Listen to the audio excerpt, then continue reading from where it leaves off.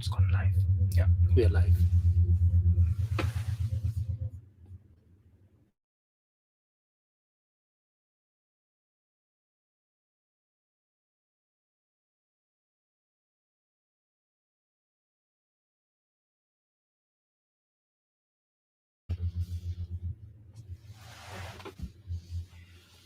A lovely good evening and welcome to the big hour on KBN TV, the finest television. I'm your host, Tapelo Joe Smarter is my name.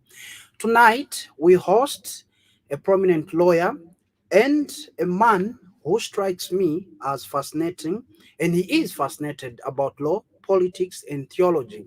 And I'm talking about Dr. Elias Munshya. Good to see you, Doctor, and welcome to Zambia and welcome to KBN. Thank you. Thank you very much, Tapelo. Much appreciated. I look forward to today's program. Okay, awesome. Now, Doc, let's get into it. First of all, you made a statement that turned the whole social media community talking when the New Dawn government was ushered into office. You said, uh, aba wina my elections no kuteka ewa kuteka. For those who do not understand Bemba or are learning Bemba, what did you really mean with this particular sentence? About when my elections, ever take a chalo. What I meant there was we were getting a lot of confusing messages, particularly from the former ruling party. That was by all means did not accept defeat. They were not gracious in defeat. And so they kept sending all these very offensive messages to our people. And so we wanted to make it very clear to all Zambians that we did have an election and we did have a winner of that election. And so the political party that wins an election, it is the one that has been granted the mandate to govern the nation. But we also wanted to encourage the UPND as a party to realize that you are the ones in power, govern this nation. Okay. Now, let's talk about your coming on social media and you coming up with Wakwetu TV. We saw you coming strongly, being a strong critic of the former ruling party when they started pushing the enactment of Bill number 10. What made you be a strong critic of the former ruling party? First of all, my advocacy did not start with Bill 10. It started many, many years ago, as a matter of fact, and around 2009, 2010, 2011, and then on to several other incidents that happened in our country, including when the current president, President Hakainde Hichilema, was unfairly and, in my opinion, illegally detained for 127 days without trial. Um, uh, he was accused of committing treason, and so we were part of those that were advocating for the rule of law and saying there was no treason for that kind of an offense. And so feeding into that was this issue of Bill 10. And I felt like our country needed us. Not that we needed the country, but that our country needed us. We owed our country a response. We owed our country this duty to come and help it, assist it, at a time when it was being assaulted by forces that wanted to destroy it. And unfortunately, the Patriotic Front, as a political party, it was such an organization that was hell bent on destroying the very democratic fabric of our country. And so I responded together with many other compatriots of our country in order to stop, educate our people, and to stop the enactment of Bill number 10. Okay. Now, moving forward, yes, you are a critic of the former ruling party, but you had friends, you had family members in the ruling Patriotic Front, and you were in Canada, they were here in Zambia. Were you not afraid that something might happen to your loved ones? A fear shall always be there, but there comes a time at which we've got to do what we have to do for our country, in spite of the fears that we have.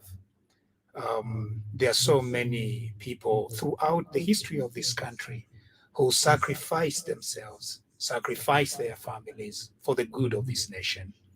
And Zambia is better today as a result of the sacrifice of those people who put in their best, freedom fighters, Kapasa Makasa, Kenneth Kaunda, Simon Mwanza Kapwepwe, Harry Mwanga Nkumbula, and so many other compatriots, Chisembele, so many compatriots who put the nation first, did a bit of what they could to liberate this country, and they remain our inspiration, and they shall forever remain our inspiration.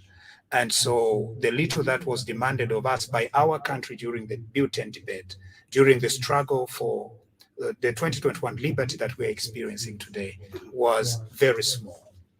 And I really thank my own family. Some of them suffered, some were moved from some departments that they were serving in government. Others were fired by the previous regime. Others were demoted. But that is a little sacrifice that they may have experienced. And our nation today is better for it. Okay. Now, talking about people being demoted and people being moved from this department to that department, today you have challenged Ambassador Mwamba to give a list of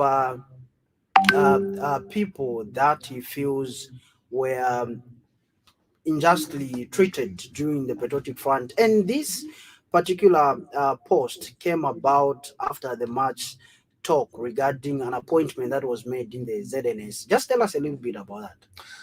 We believe that constructive criticism, or any criticism of any nature, is important to the subsistence of our democracy. We need people that are going to rise up to be critical of this government. And we ourselves, including TV Bakwetu and several other agencies that have been used over the years to bring sanity to our politics, have prided themselves on criticism. And so that is very important. But what we are not going to agree with is this idea that in criticizing this current government, somebody is going to tell us that the previous government did something better than the current government. We are not going to agree to that. We are going to challenge it. Okay. So the gentleman had made a post about the fact that he said there are two individuals who are spouses of the current ministers, and he found it unacceptable. Quite all right. He can do that. It's okay to find it unacceptable. But he crossed the line when he said that the Patriotic Front, in fact, did better, did well. They did not do worse atrocities against our people. And so I challenged him on that, and the invitation still remains. If he wants to talk about tribalism or regionalism, I am challenging him to produce a list of ministers under the previous government. We are going to produce the list of ministers under this current government. We compare which of these two lists is regional and tribalistic. The answer, Tabelo, you know very well. From my ministers, we're going to move to permanent secretaries. We're going to ask the same question. Let us compare. From that, we're going to go to service chiefs. We're going to compare. And then we're going to go to state-owned enterprises. We are going to compare. And then we'll go to the judges, and we are going to compare.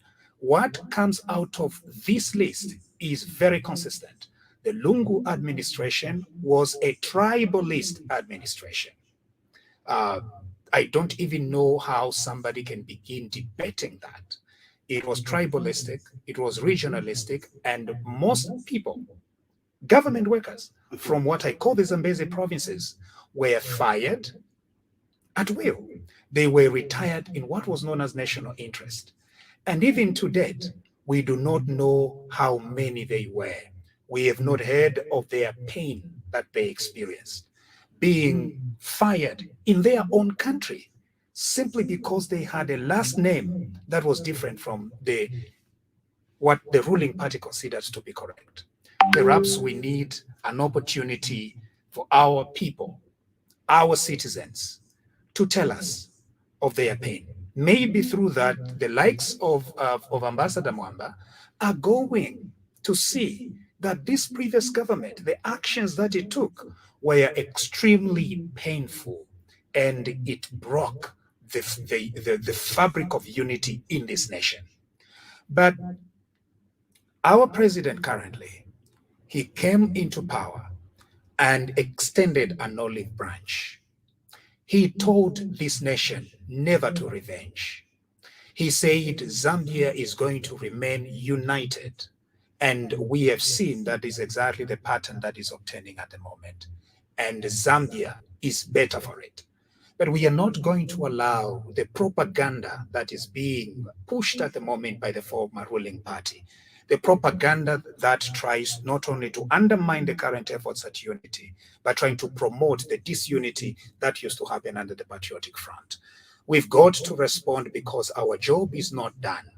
If we ended just at ushering the New Dawn government without challenging the history of the past, we are going to fail in our duty. So we are here to explain to the people of Zambia that what used to happen under the previous administration was extremely painful, and it is a history that must not be repeated in this country. Okay, you are a man of interesting posts. Just today, you have made another interesting post regarding those that have come wise or experts overnight. Just tell us a little bit about that, Dr. Munshya. So here is the thing. If you were part of the ruling class that abused, stole, or allegedly, now I know you are a television station here and you don't want your guests to be categorical in calling people thieves, but anyway, alleged thieves, I'm going to say alleged thieves. If you were part of an organization, the political organization in the past, that is responsible for atrocities against our people, the beginning point is an apology to the people of Zambia. Acknowledge the fact that you did a lot of painful things against our people. Acknowledge that you fired people, not in the national interest, but you fired them on tribal grounds. Acknowledge that this country was mismanaged. Acknowledge that you overborrowed without the capacity to pay. Acknowledge that you came up with contracts and you were signing contracts as if you were giving away sweets.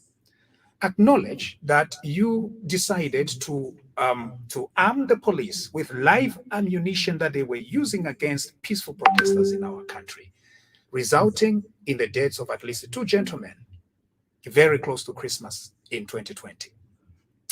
When you acknowledge the kind of pain that your political organization inflicted on our people, the people of Zambia are willing to listen to your criticism of the current regime.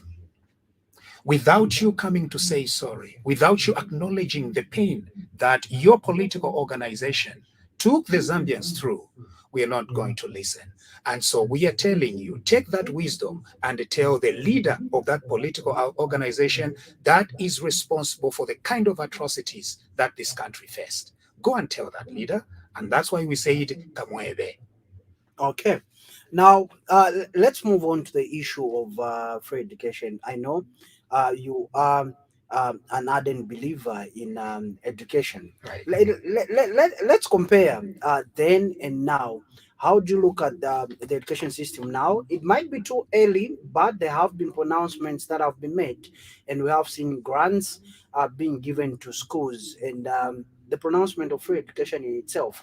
How do you compare the two before and now? So we were part of the first students, schoolboys and schoolgirls that paid school fees.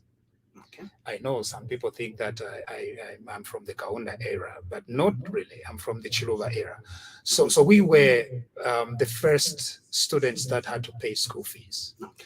And in my grade 9, I almost missed my grade 9 exams, which I did very well, as a matter of fact. I almost missed my grade 9 exams because I couldn't pay my school fees. I still have very bitter memories of that. I had to panic and pay towards the end, if not on the last day that we were supposed to pay. And that was painful. Okay. So when President Hakainde Hichilema and the New Dawn administration make a very clear declaration that there will be no school fees, no examination school fees, I agree with that policy. And I'm proud of that policy. And it is the right policy. And we need to encourage this nation, every citizen of this country, to be proud of that policy. This is a policy well done, and Zambia is going to be better for it. Okay. Now, moving on, let's zero in on the education sector, Dr. Munshya. Seeing that you are a fan of Chawama Clinic in Chuempala on the Copper Belt, let me find out from you. The Zambian people are subjected to expired drugs, defective condoms, and these things happened. Of course, we need to move on, but what healthcare system would you imagine for Zambia in the new dawn? First of all, there is always going to be this pull. We have had a gentleman on TV, Bakwetu, who's been very consistent, a very consistent voice. His name is Jerome Kanika, a very consistent voice regarding health in our country. He's been an advocate. As a matter of fact, he is one of the earliest people in this country to tell us that the Patriotic Front government had supplied rotten Panados and rotten medicines to our people. He was one of those first ones. And so there's always going to be this fight for better services. But we have seen that the New Dawn is prioritizing better services in terms of health. That's why they have funded health this year in the national budget, and that's why they are going to hire 11,000 new healthcare workers, and Zambia is going to be better for it. Okay. Now, let me find out from you, seeing that you are a clergyman, Dr. Munshya. Let me find out from you. Previously, people cried out to the church to add a voice to whatever was taking place in this country. When, let's say, in 2020, when 2 lives were lost, the church was quiet, and some, of course, tried to speak here and there, but there is that argument that the church was quiet and it was divided from some sections of society. That's the belief. How do you look at the church then and now, Dr. Munshya? So, in fact, very interesting, Tapelo, that you could ask me that question. My PhD actually is on church-state relations in Zambia. Okay. So I did almost a historical survey of church-state relations in Zambia from an evangelical perspective. And I'm a Pentecostal, so my main criticism of church-state relations, particularly during the Lungu administration, was that the Lungu administration was indeed a Pentecostal administration. We had the greatest influence over government. Even the Minister of Religious Affairs was a Pentecostal preacher. We were featuring very prominently in national events. So, and that government had the ear of Pentecostals. Okay. And so I challenged Pentecostal clergy to be able to communicate justice, fairness, the rule of law to that government. And so I believed that they could do better, but unfortunately, they did not do as much as we hoped they would, particularly over Bill 10. Because what had happened was, in Bill 10, it was almost as if the Lungu administration threw some bones at Pentecostals and told them, as long as we have this Christian nation thing in Bill 10, let us destroy the country. And some of our Pentecostal clergy, they fell for that. And I found it completely unacceptable. So I did try to help our people, our Pentecostal clergy, to remind them that their duty was not to a leader who just tries to throw the Christian thing in the Constitution and yet goes and proposes to destroy the fabric of our democracy. And I am very, very happy that Bill 10 fell. And unfortunately, I think the Pentecostal clergy who participated in promoting Bill 10 unfortunately, have had their credibility questioned in this country. Something that was completely unwarranted. They should have listened. They should have asked for more accountability. They should have come to us to find out exactly what is happening with Buten. And we kept explaining to them that what the Lungu administration is doing is because they know your weaknesses as Pentecostals. Immediately somebody says that Zambia is a Christian nation and they want to put it in the constitution, you fell for it. Even when they are saying that they are going to destroy parliament, they are going to destroy the judiciary, they are going to destroy the rule of law. In other words, we as Pentecostals, we need to move beyond just this idea of evangelicalism to the idea of actually advocating for the rule of law, for principles, for good governance, for things and ideals that are going to help our people. Zambia is not a church. Zambia is a republic made by God. In this republic, we have Christians, and even among Christians, we have several denominations. The best thing that this nation can do, that this government can do, is to respect each denomination, each church, each religion, because that is what makes Zambia. If we had allowed, for example, that Buten passes, it was going to betray a lot of democratic principles upon which Zambia itself subsists. Because Zambia is not a church, it is a republic. It is God who made it. It is not me, it is not Bishop so and so. Zambia was made by God. And if it was made by God, it is God who put some Christians, some non-Christians, some believers, some non-believers, some Christians, some Muslims, and he brought us together from different backgrounds. Luba Lunda Kingdom people, people that were running away from Shaka, the Zulu, the Makololo peoples who came into Barotseland now and fought with the Luba Lunda immigrants there, and they created a huge nation in Barotseland. All of us together, we have come together, including the people that had lived here for many years, the Tongas, the Lenges, the Solis, and we together have formed a nation. We must emphasize the unity of this country and frown upon any activity that is going to fragment it. That's what it means when we say one Zambia, one nation. Okay. Now, taking you back a little bit, do you feel the country was divided on political tribal lines? Is that even a question, Tapelo? Where There are some that argue, Dr. Munshya, there are some that argue, like you made in your preamble, there are some that would say that there was no political intolerance, there was no tolerance of divergent views. There are some that will argue, and of course, divergent views are tolerated in a democracy. exactly, divergent views are tolerated in a democracy. I agree with you. And that is what is going to make Zambia great. But retiring people from the Zambezi provinces is not a divergent view. That's not a view. Okay.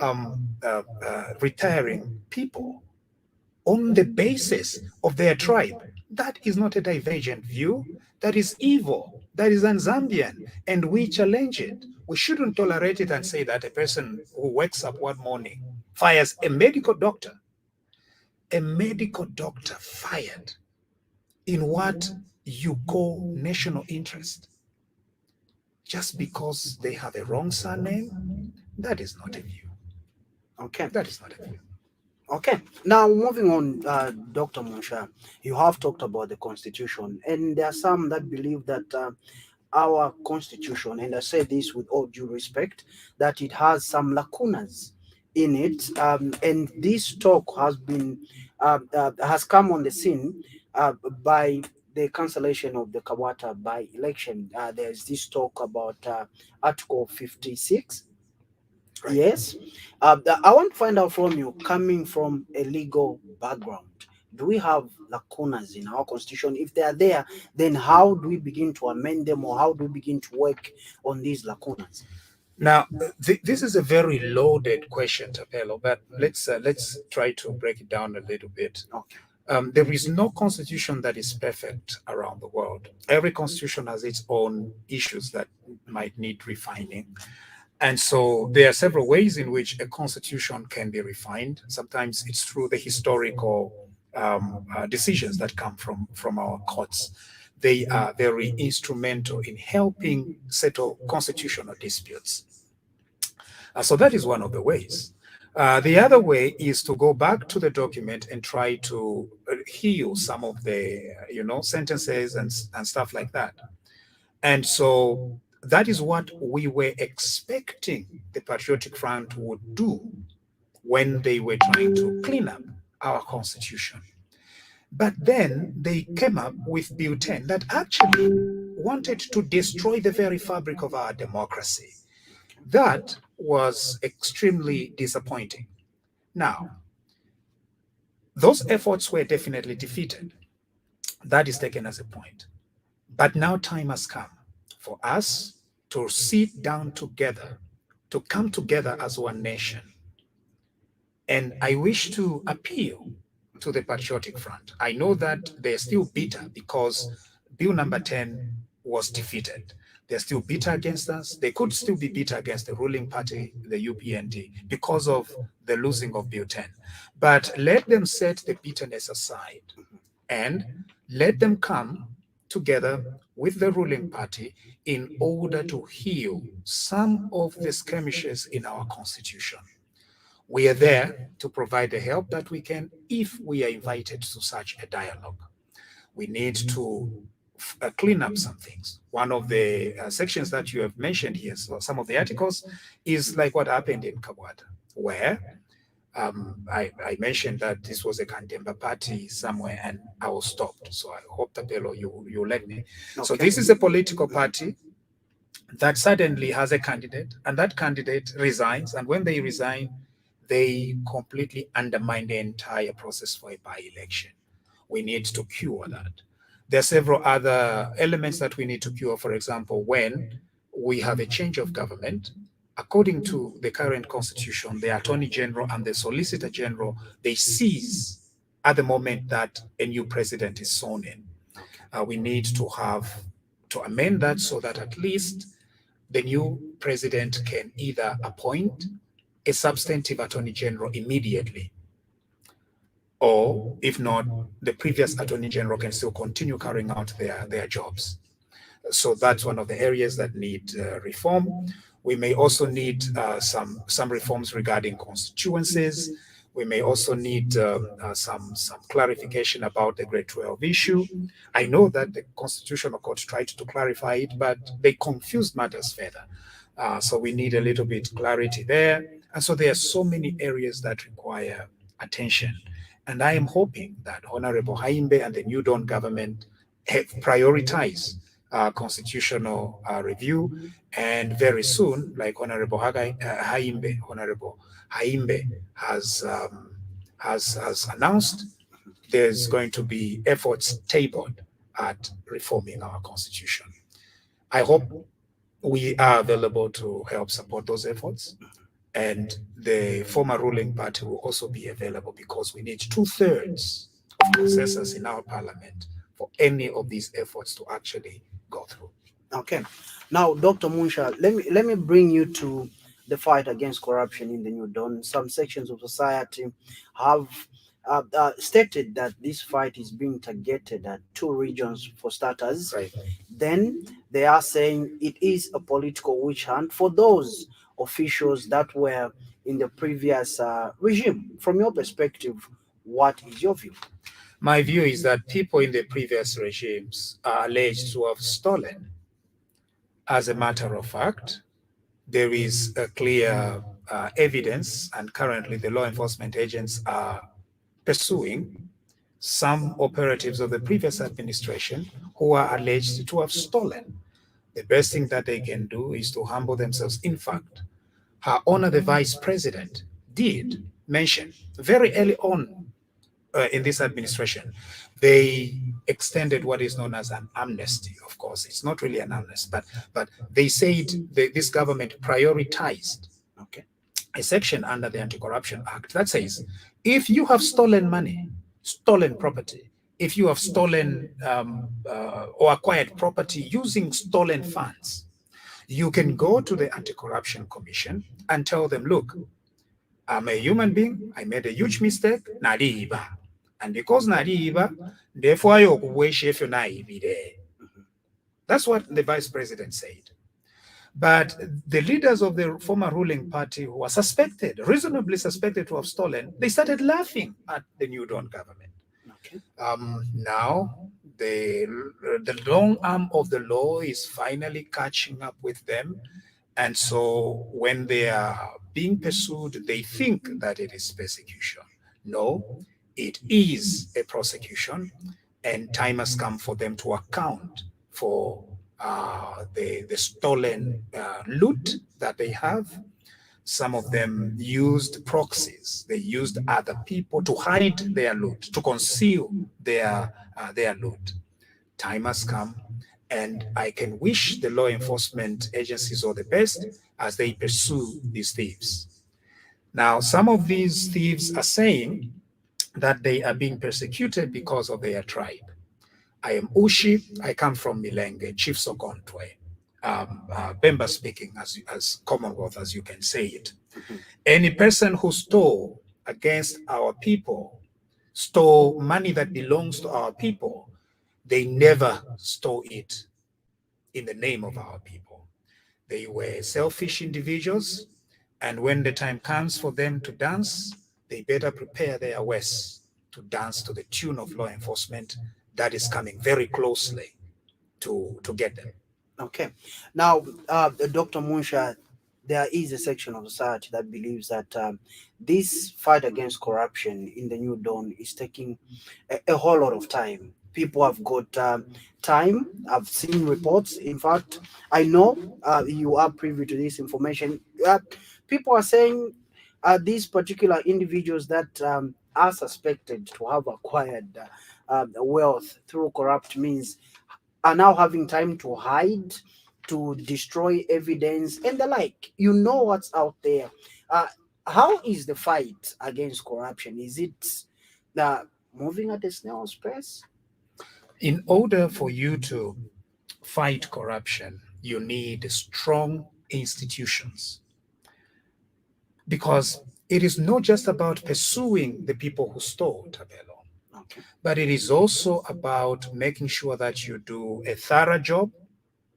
Because under the criminal process, if you make a mistake, these thieves are going to walk. Judges are going to say, we can't convict these people because there is no evidence. And that's why, from the way I see, again, I don't speak for the government, and neither do I speak for the ruling party. But using my own independent eyes, what I have seen is that there's been a lot of investment into law enforcement agents. We understand that they have received reinforcement from various security wings. There's been a lot of training that has gone in, a lot of new resources, including computers. So with all these resources that came from the 2022 budget, I think law enforcement now is very much better equipped to deal with this. And they are on top of it. They will recover the money. They will hold these thieves to account. And the only thing that we can do here is to pray for law enforcement, because we are a Christian nation. So we need to pray for our police, SEC, and DEC so that they do a good job. One good gentleman, stood up right on national television and said that alaya mukupando bwanga. When you hear those things, it means then that our law enforcement are facing a lot of danger, even if maybe wanga tawomba, but the very fear might be problematic to the fight against corruption. And so we are seeing good progress. We may think that it is slow, but we need a methodical approach, and these thieves are going to be caught in no time. Okay. Now, Dr. Munshya, you were in Canada, and when you started your advocacy, most people would have said, I'm in Canada, I don't care whatever happens in Zambia, in Africa. Let me just keep to myself. But let me find out, and for the sake of my viewers out there, Right. what led you to advocate and to speak for the many Zambians? Because I believe you are one of those voices that spoke so strongly about the injustices that were happening in Zambia. So I spoke out because of history. Okay. This nation is built on the sacrifice of people who did not look to self, but they looked to the good of the country. It would have been a betrayal of freedom fighters if we remained quiet about the injustices that were happening. It would have been a betrayal to the ideals, in fact, that were practiced, be it by Anderson Kambela Mazoka, the UPND leader, or indeed the current leader of the UPND, President Hakainde Hichilema, who left the comfort of his millions in order to join the political race to fight for a better Zambia. And so when we look at all these sacrifices, okay, again, I've already mentioned the sacrifices of the freedom fighters in the 50s and 60s and 70s. I couldn't just continue with the comfort of the life in Canada. This nation needed us. Again, it is not us which needed this nation, but this nation needed us. At the time of its need, we needed to respond, show up, and help out.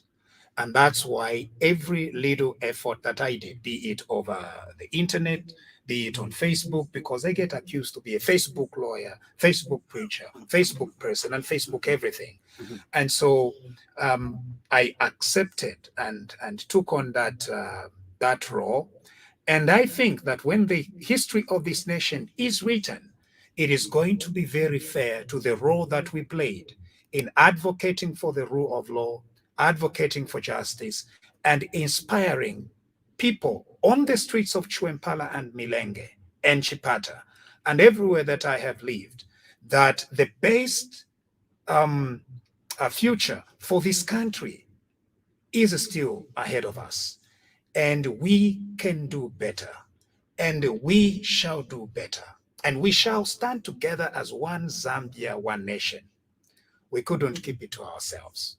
And it is not just me. There are several other members of the 11th province, the diaspora, who also felt the need to help out, to supplement the efforts of the Zambians who were facing danger right here on their soil. We came through whatever means we could in order to help out. And I hope history is going to be fair when it looks back on our efforts. Okay. Now let me find out. Of course, we have heard and seen voices like yours coming up, speaking so brilliantly, articulating national matters with so much passion. But let me find out from you. In an event that, let's say, the New Dawn government discovers the way you're articulating issues, and they say Dr. Munshya can function well in this particular ministry, or Dr. Munshya is better placed in this particular position, does then your advocacy end for a better Zambia? Sorry, I see we need to break down the question a little bit. This nation comes first. Okay. I don't come first. And in fact, even His Excellency, the President of our Republic, President Hakainde Hichilema, through all of his speeches, be it his speech at the inauguration, his speech when he was opening Parliament, the press conference, and the numerous addresses where he has spoken to us as a people, he has always emphasized that service to this nation always comes first. If and when this nation needs us, we are going to be available for this nation. But we will be available because we have been available when it needed us. If it needs us, we are going to serve this nation. But even right now, as I speak to you, Tapelo, we are serving this nation because we are helping to explain some of the good things that are happening. We are helping to inspire hope in our people. We are helping to redirect the energies and the efforts of our people from non-productive things to productive things. And we are helping to hold previous leaders accountable, that they cannot continue lying and spreading propaganda about what happened in the past. They can't do that. We are serving. As far as advocacy is concerned, it is true that the former opposition party is now the ruling party. And as the ruling party, roles may have changed. And so we hope that there will be voices that are going to rise up true voices in the opposition that are going to help this current ruling party to govern properly. And so, yes, this Zambia is a going concern. And never should we think that this nation revolves around our advocacy or around us. No matter the role that we played during the rise of this new dawn administration, there's going to be always new voices that are going to rise. And as long as those voices have the interests of this nation at heart, we are going to put together as one country. Some in the ruling party, some in the opposition, pulling together so that we create out of this nation a viable democracy. That is the goal at the end of the day. Okay. So in conclusion, Dr. Munshya, Wakwetu fans are watching, the people in the diaspora are also watching, and the people in Milenge, Chipata where you've lived, the Copper Belt as well, are watching right now. In conclusion, what is your message to the Zambian people, to the people of Milenge, Chipata, and Chuempala, of course? We now have in government a president who has throughout his life prioritized, and this is something that is close to my heart, because he was around my age when he decided to begin participating in the political process. A president who has taken a lot of years listening to the concerns of our people and inspiring an organization that is currently ruling. What we can do as a country is to support this government, to work hard, to put in the best that we can to see that we build a nation that loves each other, love other citizens, a nation that is going to reach out basically and go to the moon. We need not take seriously the distractions that are coming up, voices that are trying to pick at the progress that we are making. Right now, we have 25.7 million CDF that has gone to every constituency in our country, including Milenge and Sokontwe Ward. There is a by-election there. The people of Sokontwe Ward should not even think twice or thrice. They need to elect a party, a councillor who is going to use that 25.7 million properly, not a councillor who has been socialized under the Patriotic Front, because under the Patriotic Front everything would go. It was like open season for theft and corruption. And the other thing that the people of Zambia that need to do, let's continue emphasizing unity and loving each other. Zambia techalo chako ati chaba bemba elo baita kwaba nabo ati yo iseni nomba tuteke bonse. Chino echalo belongs to all of us equally, completely equally. We watched against the Lungu administration's tribalism, and let us continue remaining steadfast in emphasizing the unity of this republic, and we will be just fine. God is watching over us, and this country, its future, its economy, its viability is in safe hands, in the hands of God and in the hands of a president that has been elected to serve it, President Hakainde Hichilema and the UPND government. Okay, on that note, Dr. Munshya, I would like to thank you for making your way to the big hour tonight. Thank you very much. It's been a pleasure, Tapelo, and I hope to see you again. Definitely. I've enjoyed myself here today. Thank and you. I believe so have been our, so has the TV Vakwetu family. Okay, awesome. And I forgot to mention to our viewers out there that we are also live on TV Vakwetu tonight. My guest was Dr. Elias Munshya, a lawyer, and also somebody who's fascinated with politics and theology, making an appearance on the big hour tonight. Thank you so much.